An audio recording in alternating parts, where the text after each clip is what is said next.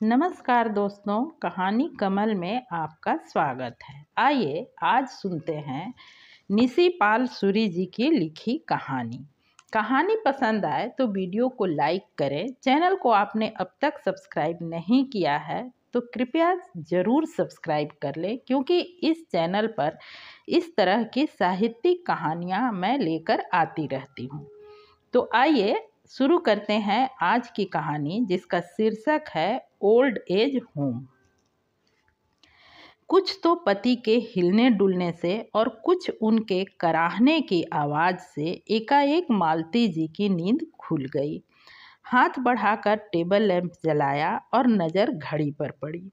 रात के 3:30 बजे थे। देखा तो गोविंद जी हाथों से सीने को दबाए बार बार ओठ भींचते हुए छटपटा रहे थे और शरीर पसीने से भींगा हुआ था। घबरा कर पूछा, बहुत दर्द है क्या?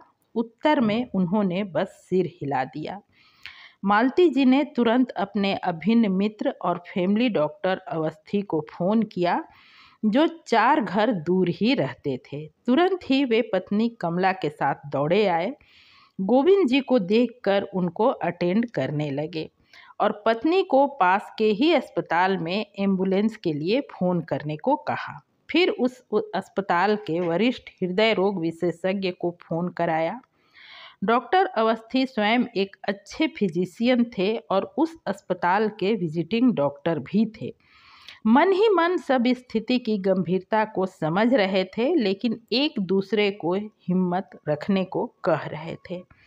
शीघ्र ही एम्बुलेंस आ पहुंची। जल्दी जल्दी गोविंद जी को एम्बुलेंस में डाला गया और सब अस्पताल चल पड़े। वहां सब तैयार था। जाते ही उनको आईसीयू में ले जाया गया। उपचार की प्रक्रिया आरंभ हो गई। कुछ देर के बाद डॉक्टर अवस्थी के साथ अस्पताल के डॉक्टर भी बाहर आए और मालती जी से बोले, देखिए मैडम, आपको बहुत हिम्मत से काम लेना होगा। बड़ा मैसिव अटैक है। यह तो डॉक्टर अवस्थी थे तो आपके पति को अस्पताल तक ले आए, नहीं तो ऐसी हालत में मरीज का अस्पताल तक पहुंचना भी नामुमकिन होता है। सुनकर मालती जी ने एक बार कृतज्ञता भरी नज़रों से डॉक्टर अवस्थी को देखा। कुछ बोल न सकी। उनके पैरों तले से जमीन खिसक गई। आंखों के आगे अंधेरा छा गया और अगर कमला जी उनको थाम न लेती तो शायद वहीं गिर जाती। डॉक्टर अवस्थी जाकर पानी ले आए। थोड़ा पानी पीने के बाद कुछ संभली तो डॉक्टर ने आगे कहा, आपको धीरज रखना होगा। अगले 72 घंटे बहुत भारी है। यह समय ठीक ठाक निकल जाए तो कुछ आशा हो सकती है, नहीं तो कुछ भी हो सकता है। आप अपने बच्चों को तो बुला ही लीजिए, और भी किसी को खबर देनी हो तो दे दे। मालती जी कुछ न बोल सकी। चुपचाप अपने पर्स से एक छोटी सी डायरी निकाली, जिसमें कुछ ज़रूरी फ़ोन नंबर थे, और अवस्थी जी की ओर बढ़ा दिया। कमला जी उनके पास बैठकर धीरे धीरे उनकी पीठ पर हाथ फेरती रही। किसी को भी शब्द नहीं सूझ रहे थे। डॉक्टर अवस्थी सबसे पहले बड़े बेटे आकाश को फ़ोन किया, जो टोरंटो में एक जनरल स्टोर चलाता था। सुनकर वह बहुत दुखी हुआ और बोला, अंकल, यहाँ भी बड़ी समस्या है। रूबी की कॉलेज की परीक्षा चल रही है, गुन्नू के पैर में फ्रैक्चर हुआ है और स्टोर में जो हेल्पर है वह भी छुट्टी पर गई है। लेकिन आप चिंता ना करें, मैं जल्दी ही कुछ व्यवस्था करके पहली फ्लाइट लेकर आ जाऊंगा। फिर डॉक्टर अवस्थी ने दूसरे बेटे अंबर को दुबई में फ़ोन किया। फ़ोन उसकी पत्नी दामिनी ने उठाया और बताया, अंबर तो ऑफिस के काम से शहर से बाहर गए हैं, परंतु आप चिंता ना करें, मैं अभी उनको फ़ोन करती हूँ और जैसे ही वापस आएंगे हम घर के लिए निकल पड़ेंगे। तीसरा और आखिरी फ़ोन सुदूर दक्षिण में रह रही बेटी रेखा को किया। फ़ोन उसकी सास ने उठाया और इस असमय के फ़ोन करने पर झुंझला उठी। अभी रेखा से बात नहीं हो सकती, वह सो रही है। जब अवस्थी जी ने उनको सारी स्थिति से अवगत कराया तो खिज कुछ कम हुई, लेकिन आवाज़ की तलखी नहीं गई। देखिए, हमें दुख हुआ यह जानकर, लेकिन रेखा की तबीयत भी कुछ ढीली रहती है आजकल। अभी जगाना ठीक नहीं होगा। क्या हुआ है रेखा बिटिया को? घबरा कर पूछा अवस्थी जी ने। अरे कुछ घबराने की बात नहीं है, वह माँ बनने वाली है। नलिन तो कंपनी के काम से विदेश गया है, रेखा अकेली ही आ सकेगी। हम उसे कल ही भेजने का प्रबंध करते हैं। फोन करके वे वापस आए तो देखा कि डॉक्टर मालती जी से बात कर रहा था। मैडम, आपके पति का उपचार तो हो रहा है, आप में से कोई भी उनके पास नहीं जा सकता, तो बेहतर होगा कि आप घर चली जाएं। अगर ज़रूरत होगी तो हम आपको फ़ोन कर देंगे। डॉक्टर अवस्थी ने भी उसका समर्थन किया और बताया कि सब बच्चों को फ़ोन कर दिया है, पर किस किस से क्या बातें हुई यह उन्होंने नहीं बताया। आईसीयू के दरवाजे में लगे कांच से एक बार गोविंद जी को देखकर सब घर की ओर चल पड़े। मालती जी घर पहुंची तो शंभू ने चाय बनाई। थोड़ी सी चाय पीकर वे चुपचाप बैठ गई। किसी भी तरह चैन नहीं था, बस मन ही मन प्रार्थना कर रही थी कि ये 72 घंटे जल्दी जल्दी बीत जाएं। बच्चे आए तो पिता को अच्छी हालत में देखें। कान फोन पर और आंखें द्वार पर लगी थी। बीच बीच में अस्पताल जाकर उसी कांच से पति को देख लेती थी। अभी 56 घंटे ही हुए थे कि अस्पताल के डॉक्टर का फोन मिला कि गोविंद जी की हालत सुधरने लगी है। अगर ऐसा ही होता रहा तो आशा है कि जल्दी ही वे खतरे से बाहर होंगे। यह मालती जी की प्रार्थनाओं का असर था या डॉक्टर के इलाज का या नियति का करिश्मा। गोविंद जी की हालत में आशातीत सुधार हुआ, यहाँ तक कि चौथे ही दिन उनको आईसीयू से निकालकर स्पेशल केयर यूनिट में रख दिया गया। यहाँ आईसीयू की सब सुविधाएं तो उपलब्ध थी, लेकिन वैसे प्रतिबंध नहीं थे। जब शाम को अन्य मरीजों को मिलने के लिए लोग आते, तब एक एक करके गोविंद जी को भी देखने की अनुमति मिल गई थी। हालांकि बात करने की अब भी मनाही थी। छठे दिन के दोपहर तक थोड़े थोड़े अंतराल पर सब बच्चे पहुंच गए और शाम को मिलने के समय का इंतजार करने लगे। शाम को जब अस्पताल पहुंचे तो डॉक्टर गोविंद जी को देख रहे थे। मालती जी भी अंदर ही थी। जब डॉक्टर ने सुना कि उनके बच्चे आए हैं तो नर्स को कहकर गोविंद जी का पलंग सिरहाने से थोड़ा ऊंचा कर दिया और मालती जी ने उनके बाल सीधे कर दिए। वे कुछ फ्रेश से लग रहे थे। बच्चे जब उनको मिलने अंदर गए तो खुशी के स्थान पर हैरानी हुई। ऊपर से तो यही कहा, ओह पापा जी, हम तो डर ही गए थे। जब अंकल का फ़ोन मिला घबरा रहे थे कि आपको किस हाल में देखेंगे, पर आपको इस तरह देखकर बहुत ही खुशी और तसल्ली हो रही है। लेकिन माता पिता दोनों ने ही देख और समझ लिया कि उनकी आंखें उनके शब्दों का साथ नहीं दे रही है। मन के भाव आंखों से प्रकट हो रहे थे कि आप तो अच्छे भले हो, मम्मा ने नाहक हमें डरा दिया और हम सब काम काज छोड़कर दौड़े आए। पिता ने धीरे से मुस्कुराकर हाथ हिलाकर उनका अभिवादन किया। तभी नर्स ने कहा, आप लोग प्लीज बाहर चले जाएं और एक एक करके इनसे मिले, लेकिन ध्यान रहे कि ये अधिक बातें ना करें। अभी मुझे इनको एक इंजेक्शन देना है, तब आप आ सकते हैं।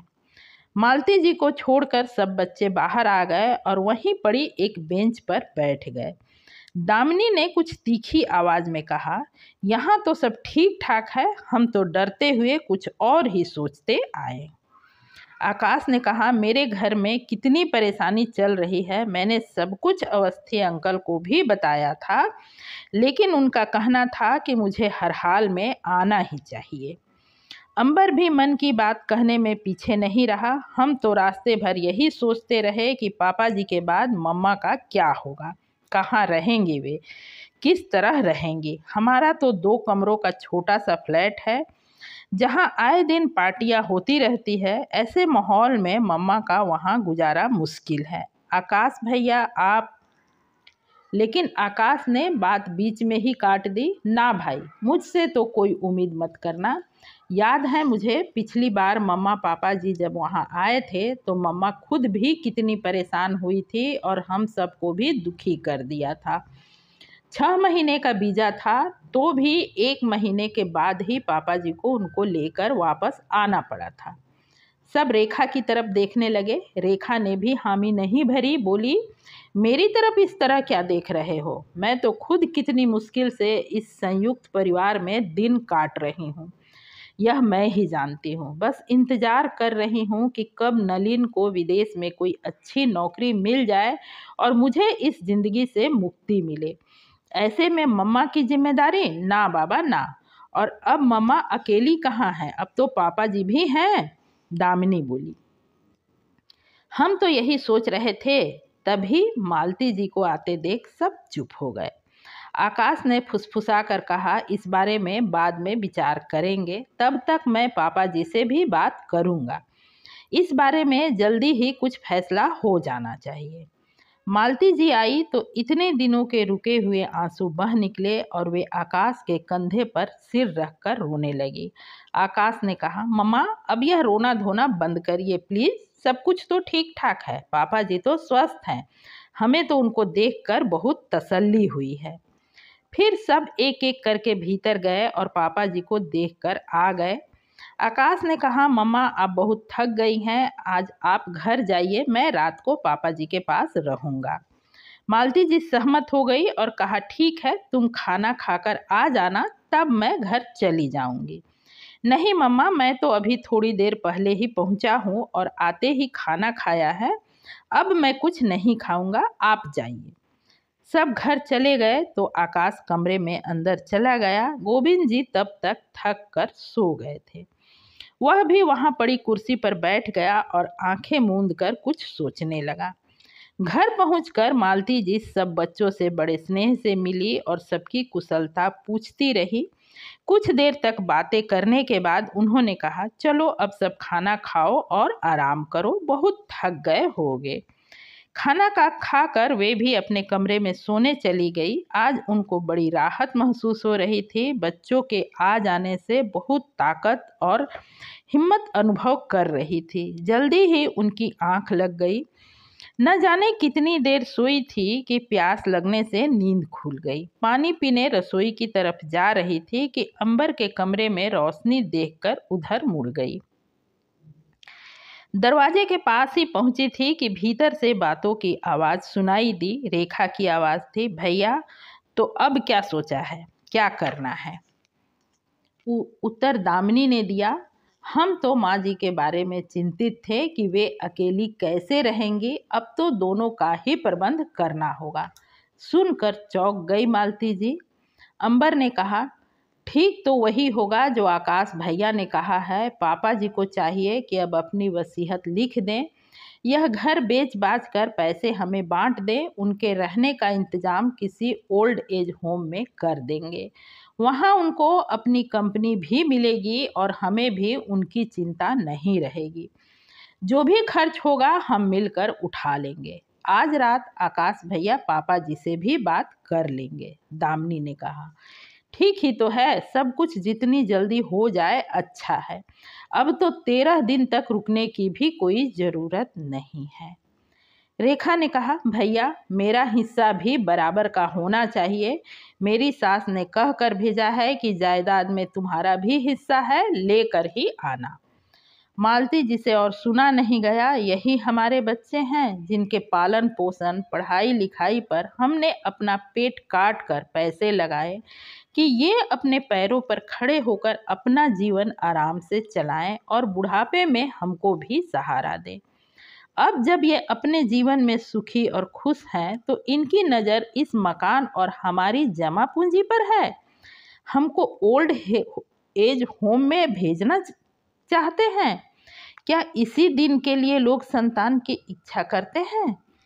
किसी तरह पैर घसीटती हुई वे अपने कमरे में आ गई। प्यास से गला सूख रहा था, जीभ में कांटे उगाए थे, लेकिन न तो पानी पीने की इच्छा बची थी और न रसोई तक जाने की हिम्मत।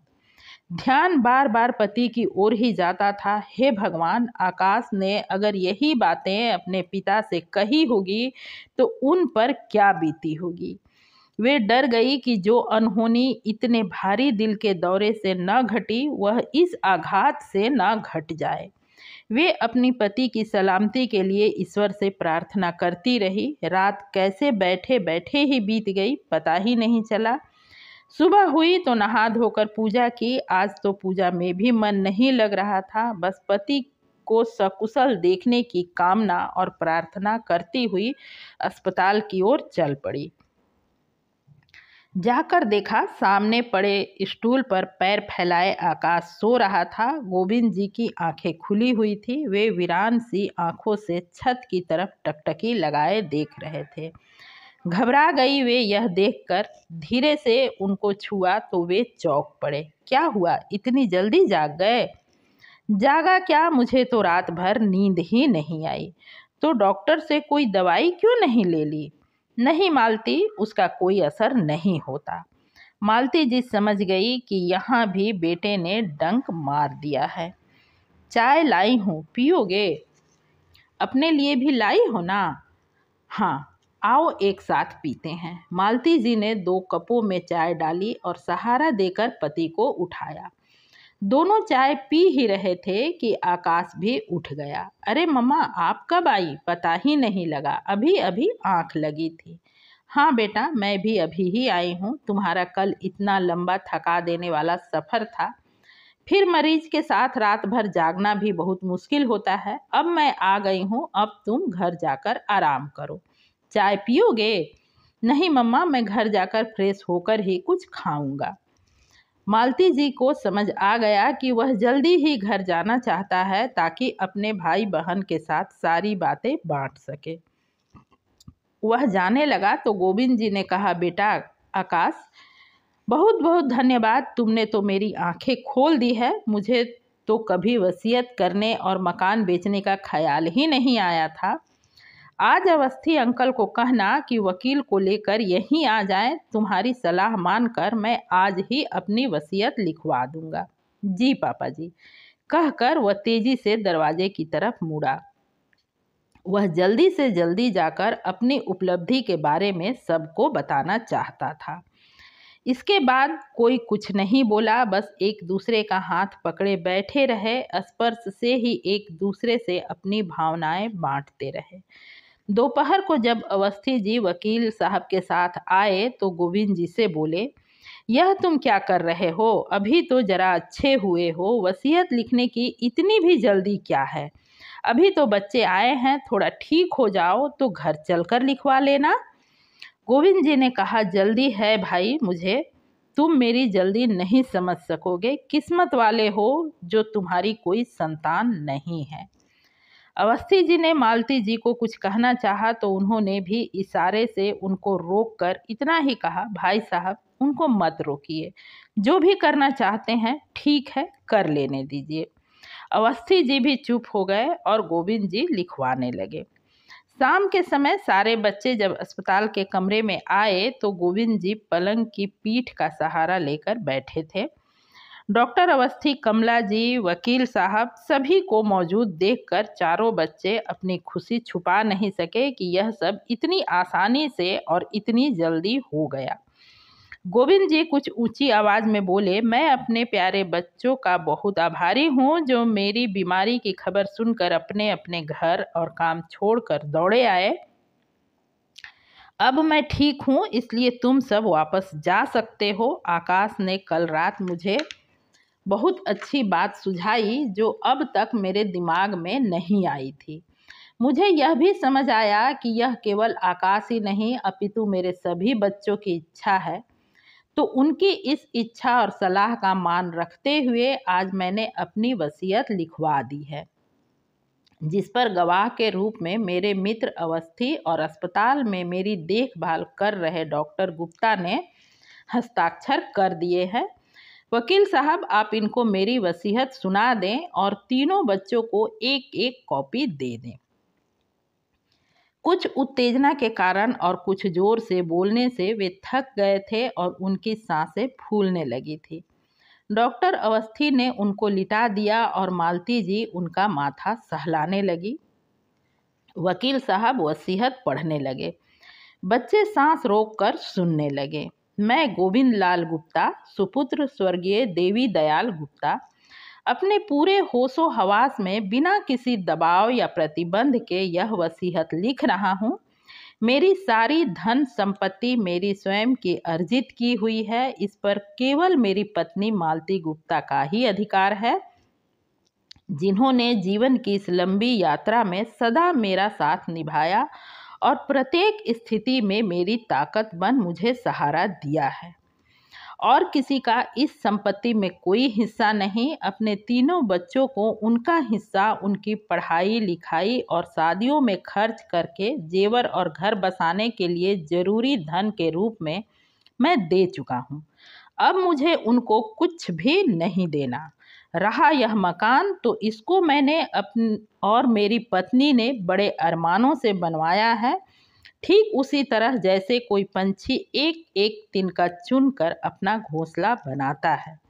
इस पर अभी मेरा और मेरे बाद मेरी पत्नी का ही अधिकार होगा, लेकिन यह घर कभी भी बेचा नहीं जाएगा।